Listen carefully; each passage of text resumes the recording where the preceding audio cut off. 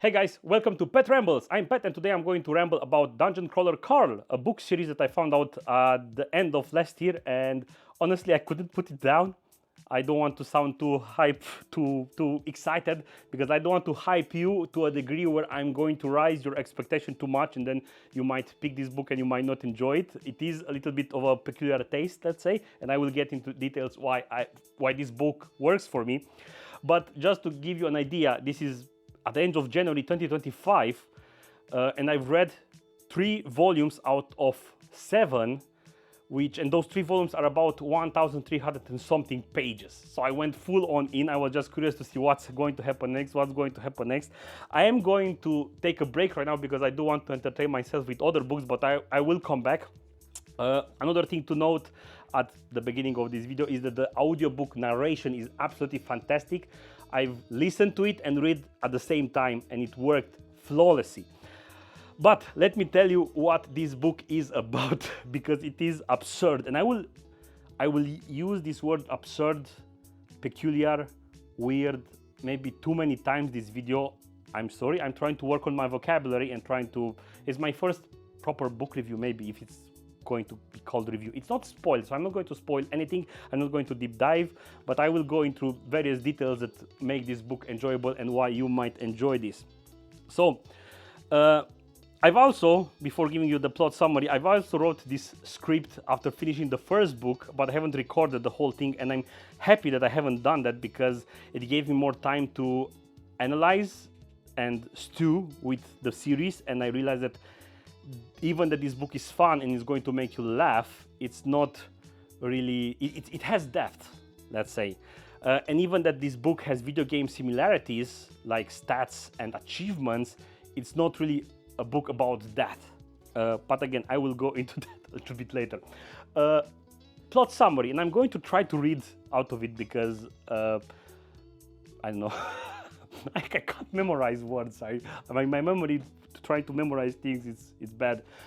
Earth is now a literal dungeon, thanks to aliens who turned out our planet into a massive monster-filled death trap and broadcast the carnage as a cosmic reality show. So basically,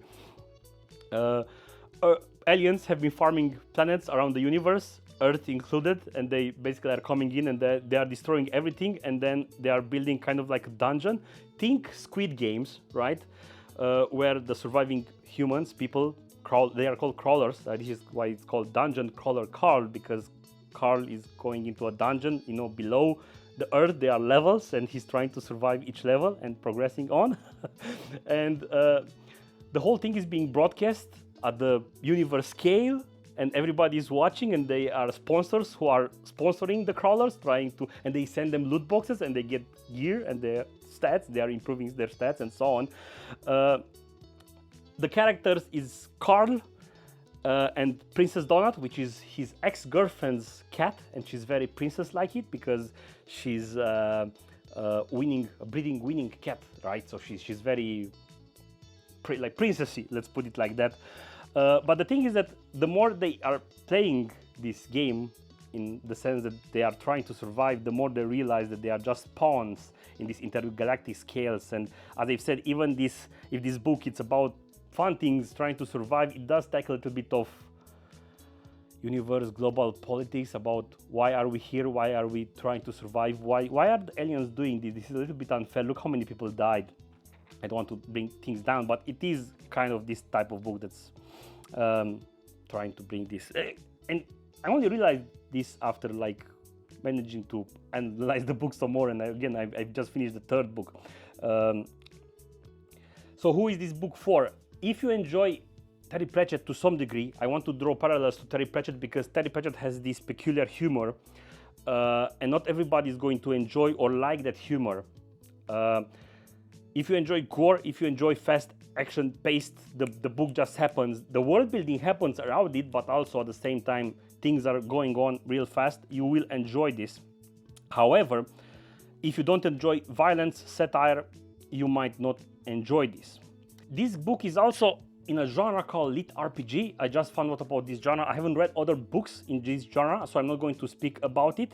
One thing to note is that this Lit RPG genre is very video game focused, but from what I've been told, There are other books who are very, very, very, very video game focused, while this book managed to strive a balance between it, and I will go into it about a bit later why even that if you're not a video gamer, you can enjoy this book.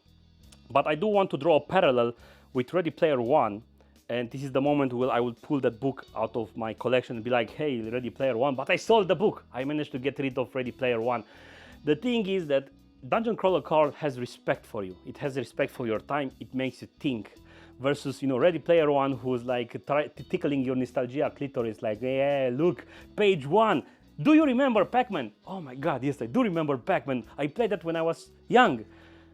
Page 200 and something. AC/DC, do you remember? Oh my God, I do remember AC/DC. I was in high school when I was listening to AC/DC. And the reason why I draw this parallel is because of the video game aspects. Even though they are separate, Ready Player One is a nostalgia bait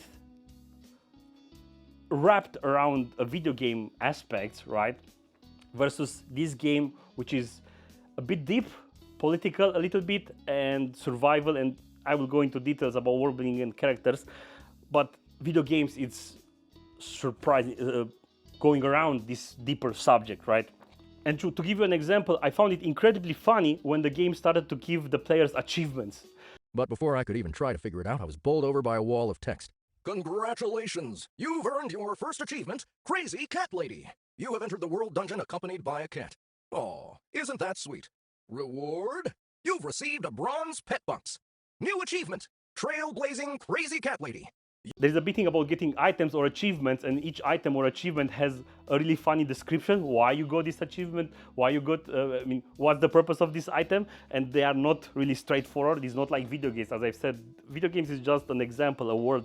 But one thing that I wrote here is that I don't think you will enjoy this book if you don't know some things about video games. This is what I wrote when I initially wrote the script. However, after spending some time with the 3 books, I do think that you can enjoy it, because let's be frank.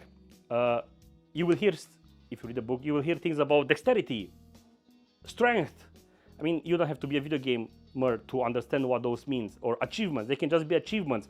They've accomplished something. They killed the boss. They got achievements. You laugh about the achievements themselves and about the rewards that they are going to get, loot boxes and so on. But again, you don't have to be a gamer. When it comes to the setting, everything is very absurd and unpredictable, which is why is one of the reasons why I enjoy this. I don't know what to expect. That's part of the appeal. And to give you more sense on how this bizarre whole world is, like Earth is destroyed, it's flattened. They went underground of Earth. That's the dungeon aspects of it. And it basically, the dungeon doesn't care about anything. Like it ignores normal physics. The creatures are a mixture of real life Earth creature with other Earth creatures. And so some of the creatures that you will see in this world is like goblins, mimics, classic fantasies, but also pregnant woman and a boss like Kraken. Just to give you an example, Kraken, I think you kind of get the reference between Karen and the Kraken. So this is why you don't know what to expect. Then you also have NPCs. There is an entire thing about NPCs and how they evolve and the logic behind the NPCs, because the NPCs, they are kind of like characters, but they don't know that they are characters. They have their own life around them, and there are things, interaction with those characters, and I don't want to spoil, and I won't go into details, but there are interaction with those characters where the NPC is like, oh my God, I'm going back to my family, but then later even they themselves, Carl with the Princess Ollie, they realize that this guy doesn't know that he doesn't have a family. He's just an NPC who's going to reset if he's going to be killed or something like that. Also, the whole game is being run by an AI, and the AI has been set up by the corporations who are running this game, right? But the thing is, the AI himself has some kind of, let's say, he's kind of his own character, even that he's not actively a character, he doesn't talk, he's anything like that, but you can see the character in the AI by the way he can change the rules of the game based off the settings that the corporation gave, and sometimes the corporations are having to step in to change the rules of the game because the AI just went crazy a little bit. But an important character, it's Mordecai. This is the game guide that Carl and Princess Donut receive, and a lot of world building is happening through this character. And as I've said, there are NPCs, but there are also crawlers, ex-crawlers. They participate in the game in other editions of this game, right? This is a recurring game that keeps running, and right now it's Earth's turn to run. and they kind of have like a deal to get out of the dungeon, and they can become NPCs, not NPCs, I mean actual characters. They have background, they know the stuff, but they are actually characters. They are not non-playing characters. I don't know how to explain, but they are characters with more depth, and they have memories and so on. And this is this Mordecai, and because they, Carl and Princess Donald, they are confused a lot of the times. They are talking with this character, and this game kind is guiding them on how the world behaves, how some of the rules are. So a lot of this world building is happening through this character, which I do find pretty enjoyable, and it's a character that's keep getting improved. Since this whole game is built like a TV show that aliens are watching, those characters, the main characters, Carl and Princess Donut and other crawlers that are trying to survive, sometimes they are invited into these game shows like Oprah and Jerry Springer, and there is a lot of really funny interactions that are happening there. Also, a lot of those political things that I mentioned are happening on those events. Not going to mention it because I don't want to spoil you, but if you've read the book and now you are seeing my video because you want to see another opinion, glurp glurp, the whole thing has been very funny, especially the way it was narrated. But the absurdity of the whole thing is that they are getting a PR manager who are managing the party of Carl and Princess Donut, and basically they are trying to survive. They train, they go out there, they have safe rooms where they return, and they are again trying to train.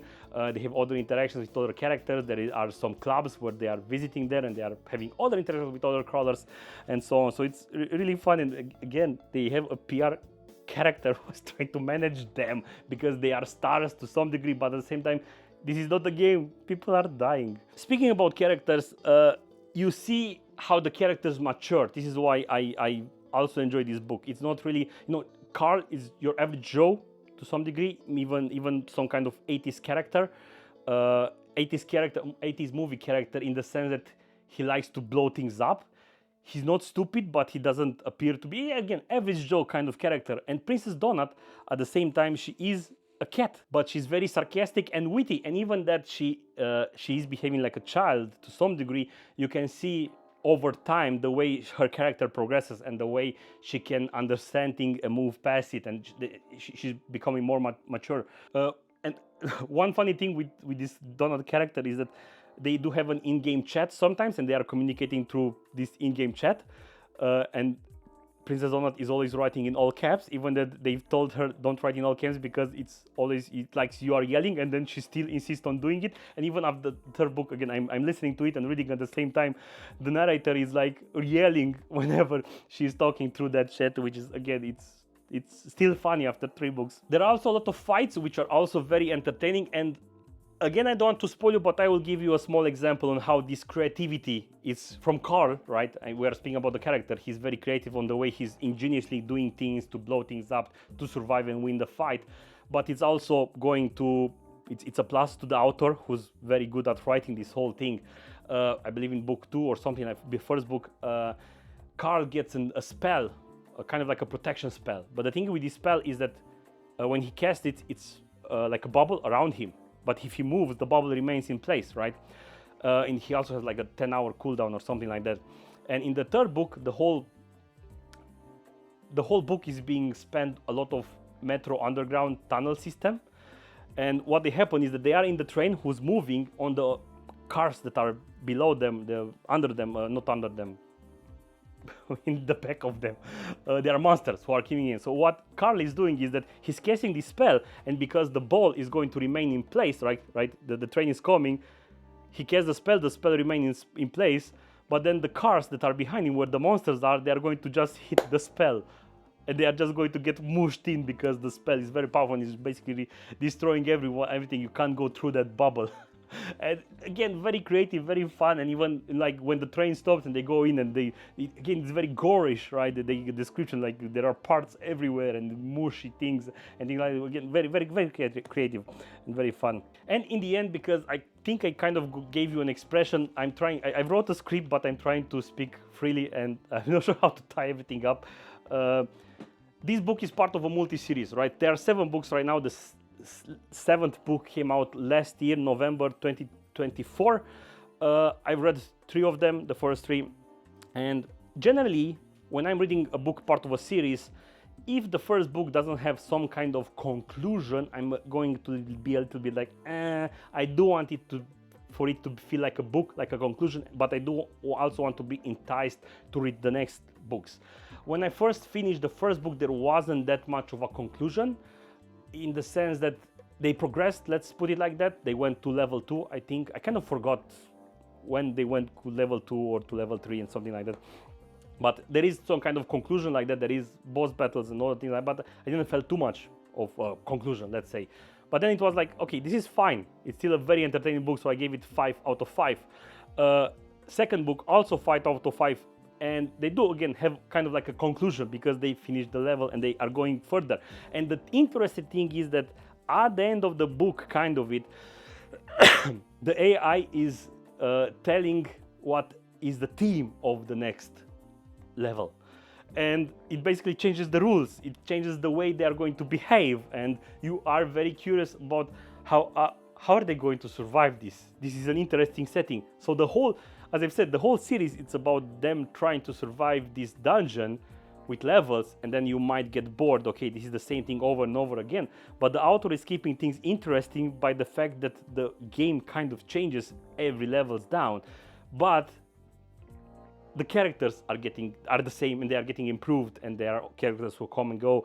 The bosses are getting more wacky and more crazy. The world, the environment changes a little bit, so it is kind of going to keep you wanting to come back. Again, I have the tendency to read things at a much slower pace. Sometimes I get bored, sometimes it's hard for me to concentrate, but this book, 1,300 and something pages, for me it's a lot, in the sense that usually those pages I read in like 2 or 3 months, yet I finished 3 books into like 2 weeks span or 3 weeks span, something like that. But anyway, one last thing that I want to mention, Jeff Hayes' narration has been absolutely fantastic.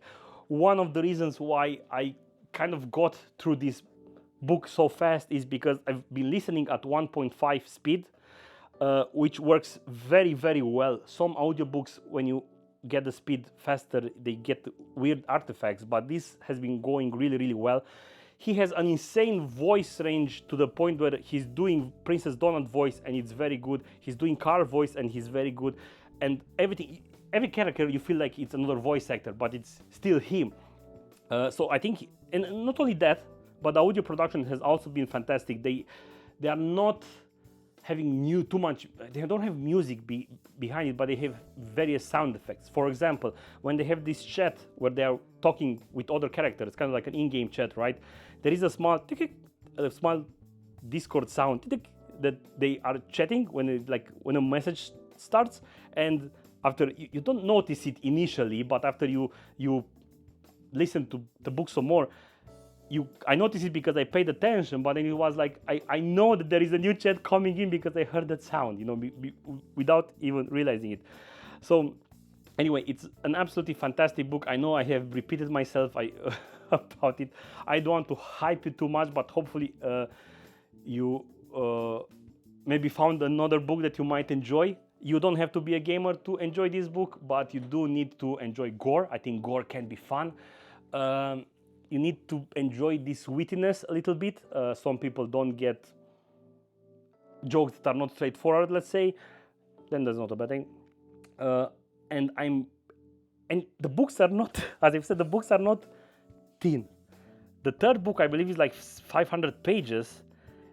And I think one of the fifth or something like that is like 700 pages. So there are a lot of things that are going on, and I will maybe make an update at a later date. And now that I've made this review, which I've tried to make spoiler free, and I'm not sure how to tackle this in the future. Like, there are books who I want to share with you, but I don't want them to be a review. I kind of want to be a deep dive, kind of like the video you watch after you've read the book yourself, just to hear another opinion. This one I've tried to make it as a spoiler free and not to give you spoilers. And maybe I will revisit and do a deep dive, maybe spoil you at a later date with another video. But anyway, thank you guys for watching. I hope you enjoyed this. See you soon. Goodbye.